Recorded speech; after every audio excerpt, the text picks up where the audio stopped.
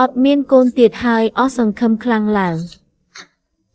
អត់ទាន់គិតចង់បានកូនផងស្រាប់តែមានផ្ទៃពោះទៅឥឡូវចង់បានហើយតែកុំអស់សង្ឃឹមពេកអត់ទាន់មានកូនទៀតកុំបារម្ភអីរីករាយឡើងមកអប់បន្តិចមកអីចេះចាំបងនាំអូនទៅដើរលេងកំសាន្តចិត្តកូនសម្លាញ់ម៉ាក់បាននាំកូនទៅដើរលេងបានទេអត់អីទេម៉ាក់អត់សូវសប្បាយចិត្តទេកូនទៅជាមួយប៉ាទៅឲ្យប៉ាកូននៅជាមួយគ្នាពីរនាក់ចុះម៉ាក់អត់ទៅរំខានទេម៉ាក់នៅតែបារម្ភកូននៅម្នាក់ឯងមានមីងចាងមីងលីនៅជាមួយខ្ញុំហើយខ្ញុំអាចទៅលេងជាមួយមិត្តភ័ក្តិរបស់ខ្ញុំបានមានមនុស្សច្រើននៅជាមួយខ្ញុំកូននេះពូកែមាត់ណាស់មើលចង់ទៅណាយើងក៏សម្បត្តិយន្តហោះភ្លាមចេញដំណើរថ្ងៃស្អែក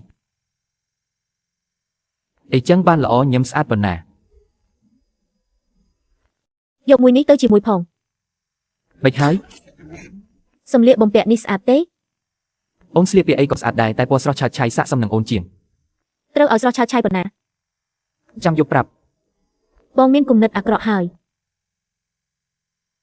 អូនទីមើលបងទៅកក់សម្បត្តិយន្តហោះសិនហើយ